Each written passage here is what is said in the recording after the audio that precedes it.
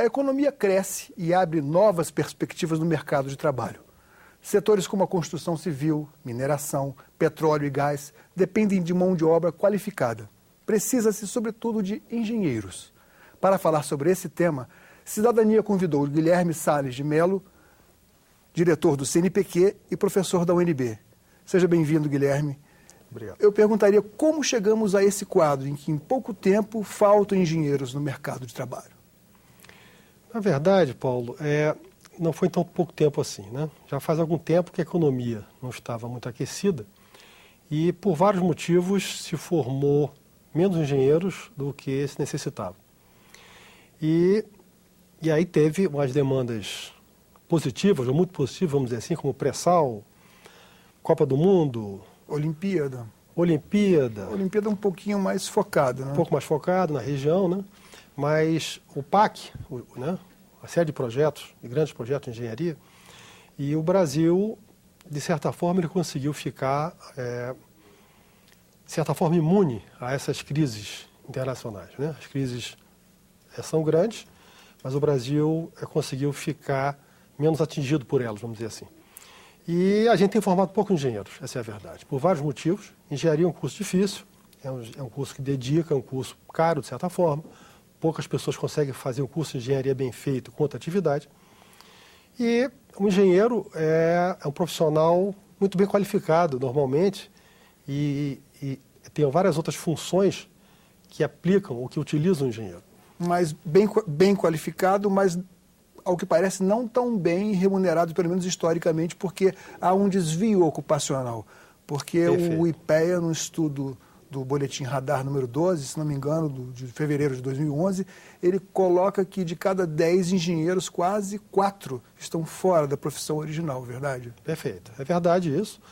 Inclusive, se a gente pegar, por exemplo, a nossa melhor escola de engenharia, se é que pode falar assim, ou pelo menos todos nós somos orgulhosos do ITA, né? Instituto Técnico de Aeronáutica. De Aeronáutica, escola de primeira linha, comparada às melhores do mundo, São José dos Campos, ligada à aeronáutica.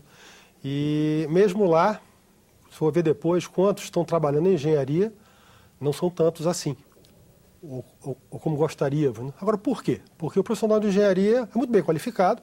Então, por exemplo, a área financeira, a área de bancos, vem e oferece salários muito maiores, né? E aí esse pessoal, obviamente, vai optar por essas ocupações, vamos dizer assim, que eventualmente vão ser consideradas desvio operacionais, como você falou. Agora, então, o desafio nosso qual que é?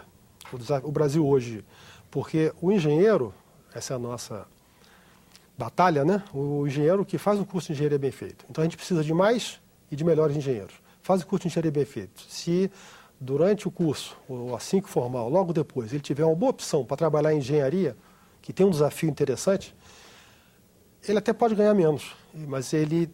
É uma questão também de motivação. Motivação, né? Exatamente. É mais ou menos o que acontece com os médicos, né? Agora, não foi tão repentino assim, mas, convenhamos, o pré-sal é algo que 5 anos atrás não era nem vislumbrado. E a Copa do Mundo tem o que? Soubemos que íamos fazer a Copa em 2007. O PAC vem de mais ou menos 2004, 2005. Quer dizer, onde erramos nesse planejamento? Ou não tem jeito numa economia aberta, não numa economia fechada? Não é impossível ter esse nível de planejamento? Olha, é lógico que a economia fechada é mais fácil planejar, né? Você chega, por exemplo, um colega nosso diretor foi à Coreia. A Coreia do Sul forma 35% de engenheiros dentro dos formandos. A gente forma 5%. A Rússia forma 100 mil, a Índia 200 mil e a China 300 mil engenheiros por ano. É isso aí. E mesmo percentualmente, aí fica mais fácil fazer a comparação, a Coreia do Sul forma 35% dos formandos lá são engenheiros. Nossos só 5, 6%. E mesmo Estados Unidos, mesmo Espanha, mesmo outros países, mesmo Portugal, formam mais engenheiros percentualmente do que o Brasil. Por vários motivos, a engenharia não tinha projetos, talvez durante um bom tempo, projetos desafiadores, não tinha salários bons, vamos dizer assim, durante um tempo, né? E, de certa forma, o planejamento, é por isso que é importante agora, já faz algum tempo que está se preocupando com isso, porque a gente não tem interesse, obviamente a gente tem todo o interesse em explorar o pré-sal, por exemplo, bem, agora com engenharia e com tecnologia e com gente brasileira, né? Porque, senão, engenheiros, como já estão vindo, engenheiros, outros profissionais, estão sendo importados, né?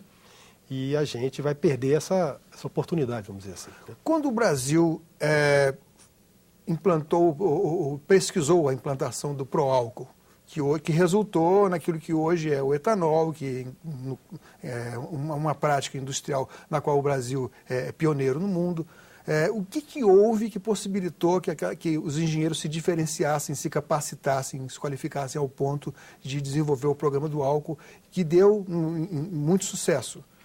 Olha, Paulo, você tocou num bom exemplo aí.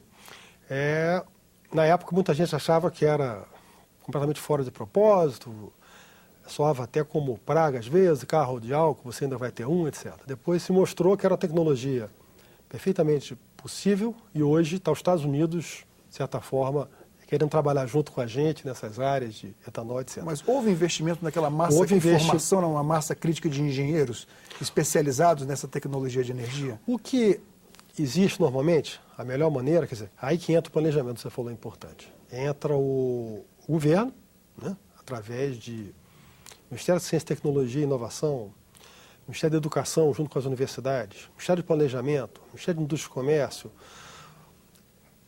Colocar recursos, vamos estudar tais assuntos. Por exemplo, agora, energias alternativas. Todos os países estão preocupados com isso. Hoje, a maioria delas, ou grande parte, por exemplo, eólica, ainda não é economicamente viável. Apesar de grande, a cada ano isso vai modificando. Se não houver um investimento do Estado, né, do governo, importante, uma linha, um planejamento para trabalhar 4, 5 anos pesquisando, com o tempo as tecnologias vão ficando mais baratas e a gente vai conseguir utilizar isso aí. Um dos problemas disso é que o planejamento, obviamente, você investir em pesquisa, o retorno não vai vir em 6 meses, não vai vir em 1 ano. Pode vir em 2, 3, 4, 5 anos. Então é importante para o pesquisador, para os engenheiros, né, pós-graduados e em todos os níveis, que tenha aqueles recursos sejam envisados ali durante um grande tempo, para você poder ter recursos, para você poder ter resultados, para poder fazer um planejamento. Então, o etanol daquela época, hoje é o pré-sal, são as energias alternativas, né? E a gente está, em algumas áreas, a gente tem 3 sucessos que a gente cita sempre, né? Que é a Embrapa, na parte de agropecuária, Embraer, na parte de aviação. Petrobras, né? Terra, perfuração em águas profundas perfuração, e agora em águas super profundas. Exatamente. Né? Então, o nosso desafio, e aí tudo isso que a gente fala em engenharia, a gente está sempre associado com a preocupação com a inovação. Agora, há engenharias e engenharias, porque se temos uma grande demanda na construção civil, eu considero que isso é uma realidade, na construção, por exemplo, de barragens, construção de habitações, obras do PAC, como você mesmo mencionou.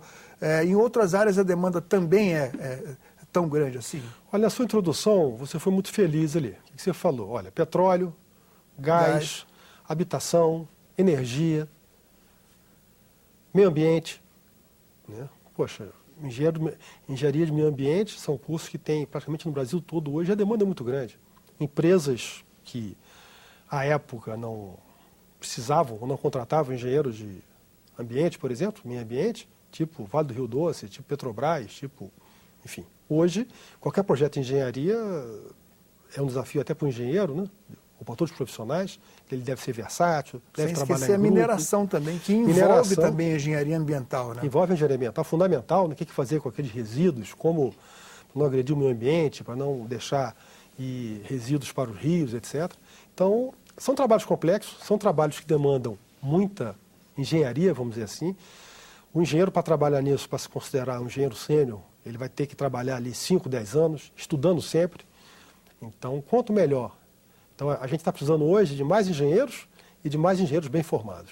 Aí que vem quando a gente cogita e lê sobre as soluções viáveis agora, quando se fala em retardar aposentadorias, em recrutar novamente engenheiros que já se aposentaram, O que custa mais? Você pegar um engenheiro recém-formado, capacitá-lo, colocá-lo numa pós-graduação ou reciclar esse engenheiro?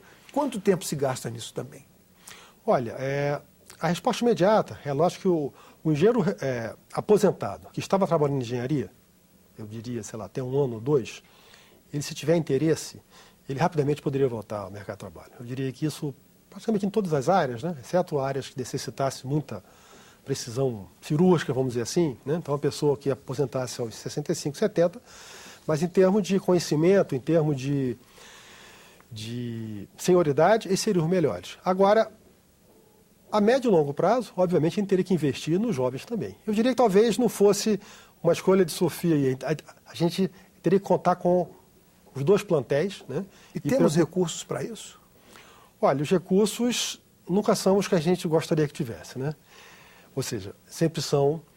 Agora, para pesquisa especialmente, né? Porque é sempre difícil você justificar, né? Não justificar, você convencer, especialmente o pessoal que não é das áreas de pesquisa, nas áreas técnicas, nas áreas acadêmicas, o interesse nessas áreas. Então, recursos existem, né? Se eu dissesse que não existe, eu estaria errando, e se eu dissesse que são suficientes, também estaria errando. Né? A participação da iniciativa privada no incentivo às pesquisas aqui no Brasil, se você for comparar com a Europa, com os Estados Unidos, eu acredito que na Coreia também é mínima, ou inexpressiva, praticamente. Como transformar isso a curto prazo? Você tocou também no outro ponto muito importante, que é esse, né? O Brasil, a gente investiu muito, a gente tem um sistema de pós-graduação, por exemplo, de primeiro mundo, né?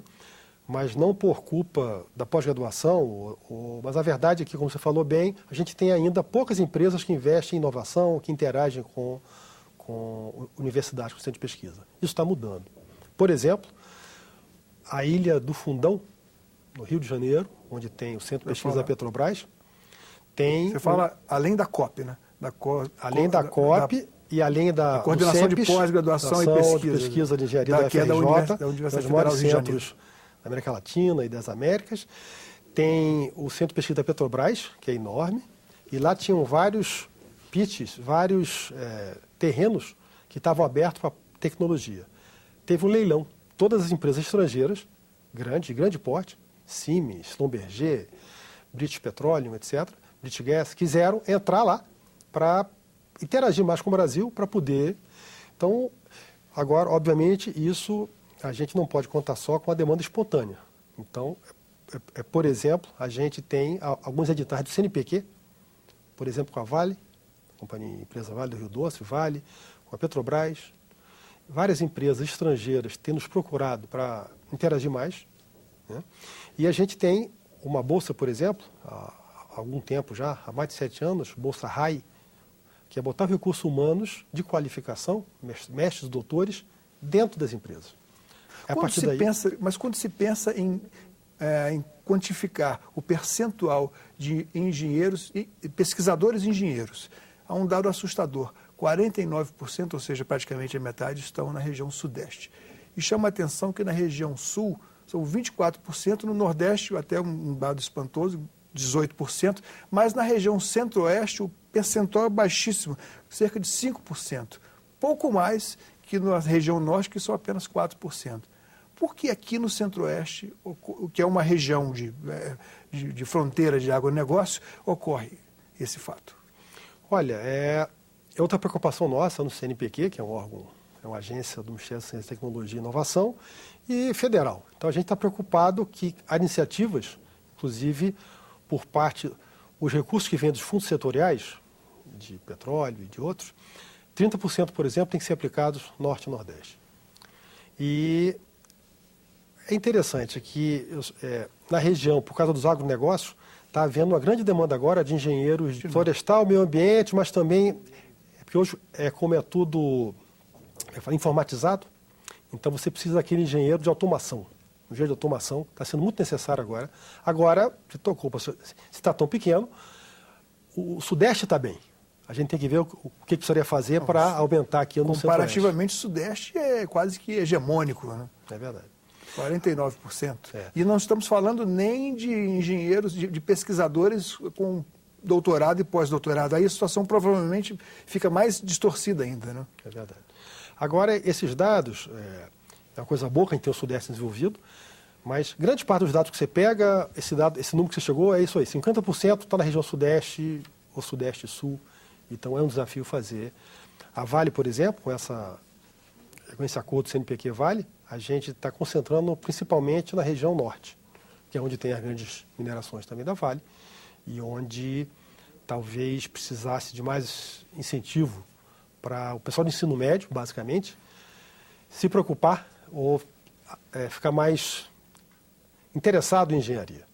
O IPEA, no estudo realizado em fevereiro de 2011, no Boletim Radar, ele chama a atenção para o seguinte fato: a dificuldade que os alunos de ensino fundamental e ensino médio têm encontrado no aprendizado da física e da matemática, que isso o que se torna praticamente uma barreira, se transforma numa barreira, e na hora da escolha do vestibular, da escolha de um curso superior, muita gente foge do desafio de ser um engenheiro. Né? É verdade. É verdade. É lógico que a gente sabe que o problema é mais amplo, né, de ensino médio, de uma maneira geral. Você falou bem, física, matemática, eu incluiria aí português, né? A gente deve concentrar. Exatamente. Mas o interessante é que. Mas eu acho que talvez o português, para aquele aluno candidato a um vestibular que opta por engenharia, talvez ele esteja até fugindo um pouco do português. Né? E, pelo menos, teoricamente, não seria tão exigido nisso. Né? Olha, é um engano, eu sei, mas. Não, você tem razão, é o senso comum, né? Mas, obviamente, esse é um dos desafios nossos, porque o engenheiro, especialmente hoje em dia, que ele vai ter que trabalhar em grupo, vai ter que trabalhar... não é só ele fazer o projeto. Ele tem que convencer sociólogos... Numa linguagem, tem que fazer relatórios, que possa ser entendido, objetiva. Mas você tem razão, mas para a engenharia, a barreira principal vai ser matemática e física. E o que a gente puder fazer, de uma maneira geral, vamos dizer assim, para incentivar essa garotada, para mostrar que não é um fim de mundo, é um bicho de 7 cabeças, né? Que ele consegue. E se ele conseguir, ou se ele pleitear uma vaga para engenharia e depois quiser mudar de curso, né? Obviamente, a gente lamentaria, mas ele vai estar bem formado e conseguiria fazer quase todas as outras opções. Qual o prazo para que nós possamos reverter essa situação? Olha, 10 anos, 20 anos? A gente tem algum planejamento, né? Alguns planejamentos já, alguns planos, um deles é esse, que já está botando em ação esse ano. Né? A gente acredita que com 4, 5 anos já começaria a reverter o processo. Parte por demanda espontânea. Você deve ter lido que, por exemplo, no vestibular desse início de ano agora, da FUVEST, que é o Estado de São Paulo, da grande universidade, o curso mais concorrido foi Engenharia Civil da Escola de Engenharia de São Carlos, da USP, que é uma das escolas de negócios que tem. Então, o UFSCar da Federal, essa da USP São Carlos, é que lá tem as duas, e as duas são muito boas. Então, tem uma demanda espontânea, outra natural. O que acontece também é que a gente tem uma evasão muito grande de curso de engenharia. A evasão chega em alguns cursos, em alguns programas, em algumas universidades, a 40%, 45%. Então, se a gente conseguisse reter, então, a gente tem também, em parceria com a CAPES, em parceria com a CESU do MEC, em parceria com a BENGE, com os CONFES, etc., a gente tem estudos e planejamentos para tentar diminuir isso aí, modernizando o curso, motivando mais os alunos.